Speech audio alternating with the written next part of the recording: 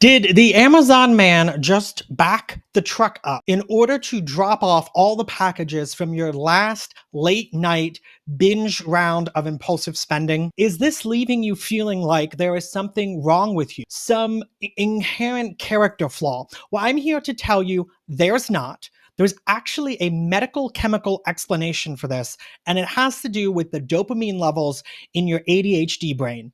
I'm Shane G, your friendly ADHD money coach, and this is episode 4, ADHD Dollars, the podcast that helps you take control of your money in an ADHD friendly way so that you live a life free of financial stress and, with any luck, get richer in the process. So, dopamine. Dopamine is a chemical in the brain that motivates people to do things. It causes a feel good response. So whenever something in the brain causes a either positive or negative response, we start to get conditioned to either want or not want the chemical, right? Not want or not want the feeling. So with dopamine providing a positive feel-good chemical response, it's going to motivate you to get more dopamine. And you're going to start to figure out what things cause you to get dopamine. Well, one of the fastest ways to get dopamine is for you to buy something. And the reason it's so fast to get dopamine that way is our entire society in America is focused on getting you to spend, right? There's advertising everywhere. Companies spend hundreds of millions of dollars in research to how to entice you to spend. Everything from pricing to how they set up their physical stores or their websites to reducing the number of clicks that you have to take to even letting you break it up into 4 payments that are interest-free or very low interest. We're talking about Affirm. We're talking about PayPal Pay in 4, PayPal Credit. All of these things are designed to entice you to get to a buy now mindset faster.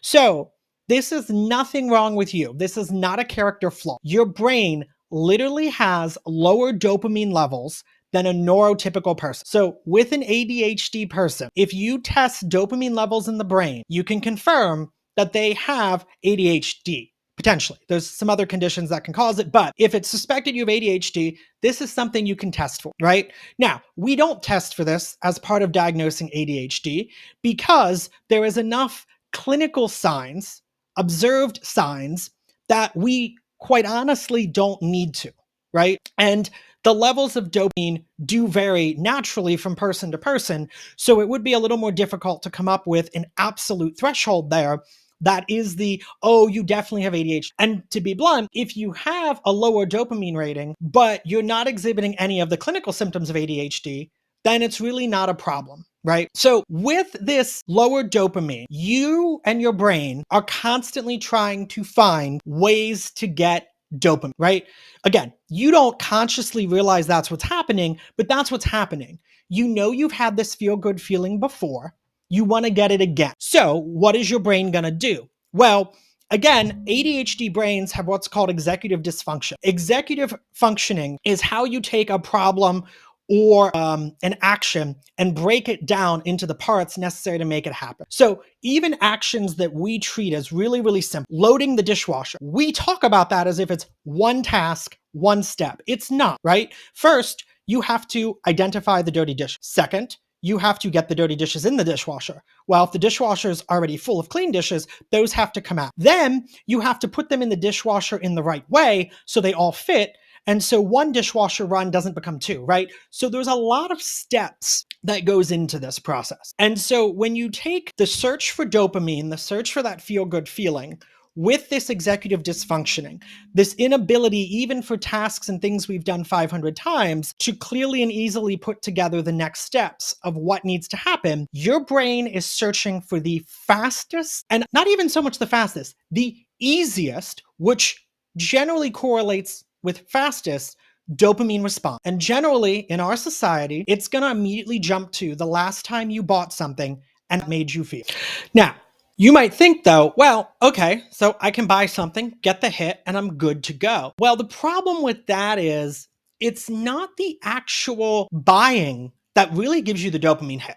If we really analyze it Not that I've sat down and done this, but there are doctors and scientists that have. It's the anticipation of what you're going to do with that thing, the excitement of having this thing to do something. The actual getting it and using it, yeah, that could cause a dopamine hit, but that's a dopamine hit far in the future, which ADHD brains are always prioritizing the shorter term over the longer term. So let's put together the few things we've looked at here, right? Your brain has had this feel good feeling before, which is when dopamine levels get to normal or above normal. Your brain doesn't like to have to do a lot of work to get those levels, and your brain prioritizes short term over long term. What do we have? We have the perfect conditions for impulsive spending, because every single item that you look at, that you shop for, that you add to your cart is a separate dopamine hit. And if you're doing it in a binge session where you're ordering 15 things at once over a 2-hour binge shopping event on Amazon or whatever store you prefer, you're getting a dopamine hit. Your levels start to fall, you're hitting again, but they never hit the original point. So it's kind of building on itself with hit after hit after hit after hit. And quite honestly, it really starts to become almost like an addiction where you're constantly seeking to keep bringing up that high. And then you buy the stuff. It arrives in the mail, even if it's Amazon's fastest available shipping and all, let's say, dozen of those items arrive the very next day, you're off that dopamine high. You're off that dopamine hit from it. And that's why a lot of times ADHDers will buy all of these things impulsively and then have them sit in the box for days and weeks and months because the hit came from buying it. Right? So how do we get away from this? Well, one of the ways is to give your brain dopamine, but do it in ways that are free or almost no cost, right? And by no cost, you have to figure out what that dollar amount is, but it's really about the fact that the thing that you buy is once and done and is not going to lead to you impulsively buying a lot of things and spending more money than you can comfortably afford. Most of these are 100% free, right? So the good news is there are many ways to do this, and many of them are double or triple benefits, meaning the only benefit that you get isn't the dopamine hit. Whereas when you impulsively shop, the only benefit you get is the dopamine hit. And then you actually get several negatives with it, such as overspending, blowing up budgets, potentially mini hoarding. Like you have this extra stuff now that you don't need, that you now have to clean and organize. And again, those are not activities that an ADHD brain excels at. So let's look at these categories of dopamine hits. If you want very tactical dopamine things, go check out my TikTok. My handle is ADHD dollars.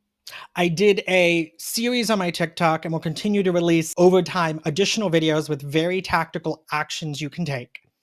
But go look at the comments of this podcast, or if your podcasting platform is not including the comments that are distributed with it, go to ADHDdollars.com, click on the page for this episode, and you will see that there is a download available that lists many different ways to get a dopamine hit. I can't tell you the exact number because every time I come up with a new one, I'm adding it and updating the document. But go there, you put in your email right quick, and we email it to you for download. It'll download immediately, but it also emails it to you because I know how us ADHDers forget where we put things, including files in our computer. So let's talk about and spend the rest of the time in this podcast really talking about the core categories that cause dopamine hits. We'll include a few examples of each, but there are dozens, if not hundreds, of different ways to do this, and you'll see how many of them give you double, triple benefits. So the first one is physical dopamine hits. So these are physical things that you do that give you dopamine, and they're really, for most of them, free. So the first and simplest thing is cold water splash or shower. So heat can work as well, but I'm recording this podcast in summer during heat waves, so we're going to focus on the cold right now. But cold water splash on the face, and this is cold. So for most of us, this will mean tap cold. If it's really, really hot where you are, or the pipes are closer to the surface, you might need to put a little bit of ice in, but splash your face or take a cold shower. This causes your nervous system to go into an alert mode, which produces dopamine, right? and it's going to give you a nice dopamine hit. This is also great if you've been doing a repetitive task for a while and you're losing focus. This will help not only with the dopamine, but it'll help bring your brain back into focus. And that's just another thing. A lot of the time when you start to get dopamine hits, your brain will be able to focus better because it's not subconsciously focused on trying to get dopamine. Move, get moving. Any type of movement. And this isn't go do an Ironman, go do a triathlon. This is dance, right? Or if you're sitting at your, you're working at your desk, if you have a standing desk like I'm using right now, just kind of start walking in place, right? Or if you're a hand talker like I am, that gets you moving too. If it's a nice day outside, go for a quick walk around the block because then you're getting the benefits of not just movement, you're also getting sunlight and vitamin C, which helps and can help with dopamine to an extent. And you're getting a change of scenery, which we'll talk about more in a minute, but which also helps with dopamine, right? So a lot of these dopamine categories, you'll see how doing one activity can actually check off multiple things that cause a dopamine hit and potentially cause 2 or 3 distinct dopamine hits the same way that add to cart, add to cart, add to cart can, right? Deep breathing or a power pose, right? So deep breathing, just breathing deep, giving yourself control of your body gives you a dopamine hit. Power poses. So this is where you really stand up tall. I am known for slouching, right? Full disclosure. Stand up tall, spread your arms out, spread your legs out, right? Again, I'm at a standing desk recording this. I can do this while I'm recording this episode, giving my brain a dopamine hit so I stay focused on this episode. I don't start thinking about what I want to eat afterwards. I'm not thinking about the few mistakes like that I just did that I'm going to need to edit out. It helps me stay focused, right? So physical, anything that gets you moving or reacts with the body falls under this category. Again, hundreds of different ways to do it, but get yourself moving. If the weather's not great outside, the level of movement required here doesn't require you to go outside. Go up and down your stairs a few times.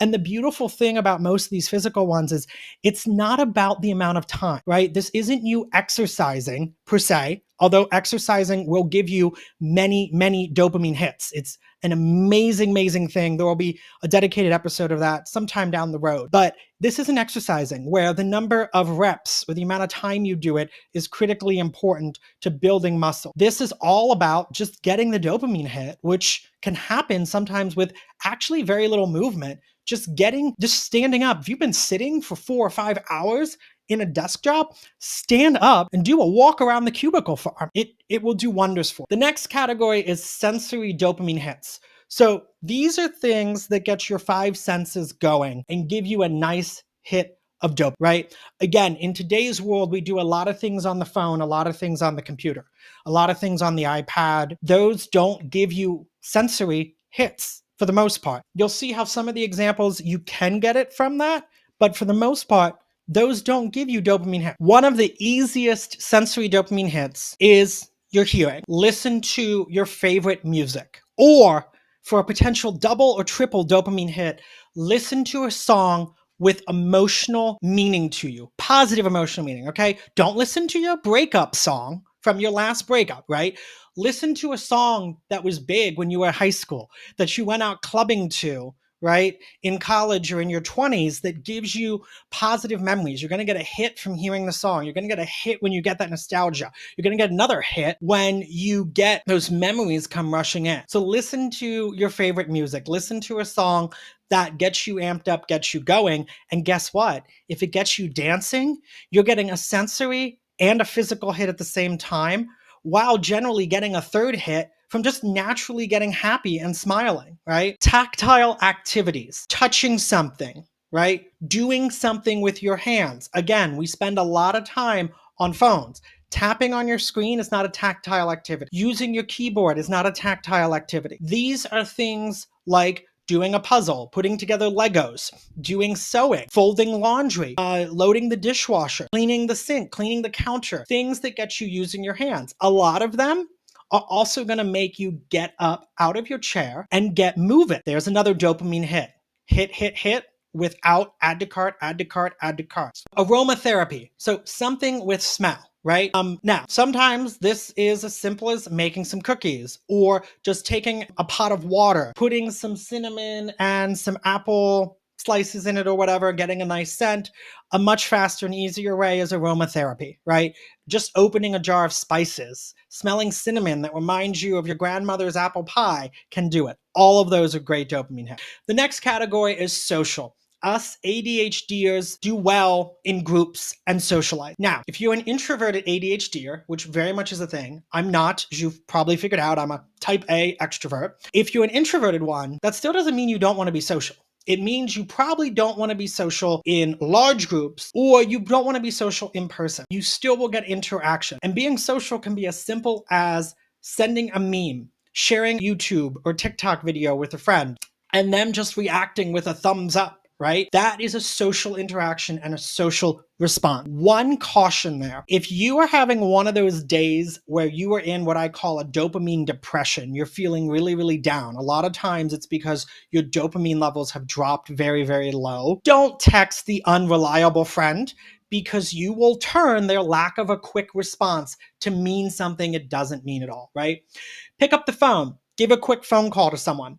That could end up being a ton of dopamine hits, right? Let's do an example. You call up Bob, you start talking to Bob, he tells you about something funny that happened. You've got one dopamine hit because you're on the phone with Bob. You've got a second dopamine hit because he told you something funny, you're not laughing. Then before you and Bob hang up the phone, you make plans for Friday to get coffee in the morning. You're getting a third dopamine hit from the anticipation of hanging out with Bob and getting coffee, right?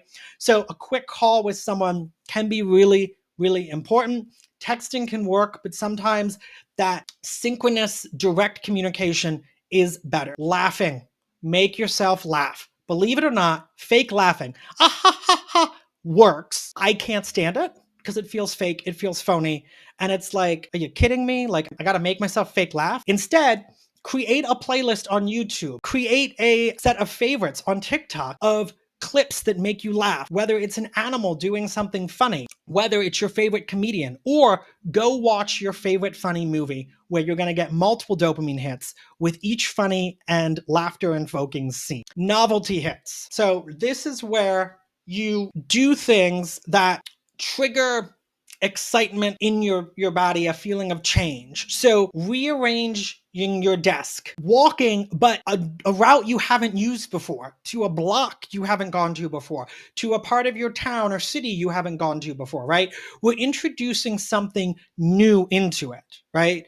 Rearranging a room, things like that, trying out a new restaurant. All of this can bring novelty. Now, the trying out a new restaurant, technically you're spending money, but if you already have in your budget that I'm going to go out to eat every Friday, then trying a new restaurant, if it's still within the same price point, is still no spend, right? It's still free in my mind because you were gonna spend money on a restaurant anyway, but instead of doing the same one you always go to and ordering the same dish you always do, you're spending the same money, but you're getting extra dopamine hits out of it. A change of scenery. So I work from home. If I have a day that I am doing very repetitive, what I consider mundane activities, I will move around my house and do a few hours at my desk, a few hours on things where I don't need all three monitors, up in my media room, on the recliner, kind of chillaxing. The change of scenery can do a lot to give you dopamine and keep you zoned in, right? And this change of scenery, again, getting outside, bigger changes of scenery work. I want to be very clear here. As much as I would love to say, going and getting on a plane and taking a vacation counts as a change of scenery, that's not free. This is not an excuse to go take a vacation, even though that is a huge dopamine hit from it. And finally is achievement dopamine hits. And when we hear achievement, a lot of us think so big, so grand. I need to get a promotion. I need to get a new car. I need to get something big. And no. Organize that stack of books that's been sitting there for 4 months. That's an achievement. Clean up that desk that you've been meaning to and talking to do about doing for 2 months. Open the rest of those Amazon boxes from your last impulsive spending binge and organize and put it away, right? Or look at that to-do list that you've never checked off and check it off. Even if some of the things you just naturally did, the act of checking them off will give you a feeling of achievement, right? Or do a 2-minute win. Create a sense of achievement. Block off 15 minutes and say, here are 10 things and 5 things I'm going to get done, right? If you don't have 15 minutes, then do a 2-minute win. Find a task you can do quickly in 2 minutes, right? Maybe it's as simple as scheduling the payment for your credit card. Go ahead, schedule it, check it off. If you write it down and then get to cross it out, it starts to give you a tactile association to the achievement as well. Double dopamine hit. right? If you're on a call at work and you're really disassociated, right? Start cleaning up a section of your desk. Just a section. You can keep talking on it. It's not going to distract you. Believe me, your your ADHD brain can focus on many, many things at once.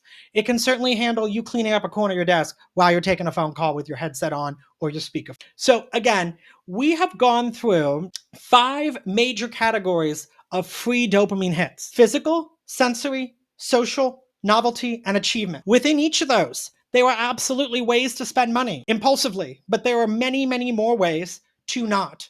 So next time that you are feeling the need to impulsively shop, try doing one of these activities and see how you feel. I want to be very clear. This is not like taking an antibiotic for an infection. This is not going to work 100% of the time. The beauty of it, though, is it doesn't need to. You as an ADHDer are never not going to have times that you act impulsively with spending. Do you want to know why? Because 1, our society's not structured to let you, and 2, even neuronormal people impulsively spend. So part of it is human, part of it is how our society is constructed. But at the end of the day, if you can start to eliminate the impulsive spending some of the time, or reduce the number of items that you buy and the amount that you spend in each impulsive spending binge, then you start to take control of your finances. You start to become less stressed with your finances, and likely at the end of the year, you start to have more money and more wealth, giving you more control. I'm Shane G, your ADHD money coach. I do have a 5-day no spend challenge coming up that will help you dramatically. So go ahead, check out the link in my description. Again, if your podcast provider doesn't include all of the notes in the description, go to ADHDdollarspodcast.com. Again, there's only one D. The last D in ADHD and the D in dollars is a single D shared. But go ahead and go to the website and check out the resources with this episode. When you do, you'll see again the link to the download of a bunch of different ways to get free dopamine hits. And you'll also see the ability to join my 5-day no spend challenge. I'm going to be running it live on July 28th. However, it is available on an ongoing basis after then. You can join at any time, and whenever you start, it's 5 days from that day. Each day you get an email, you get access to a Facebook group, so there's a community component to it. And at any point in time during the challenge, you can shoot me an email and I'd be happy to help you out. Thank you for listening, and be sure to subscribe, follow, or whatever it's called on your favorite pod platform.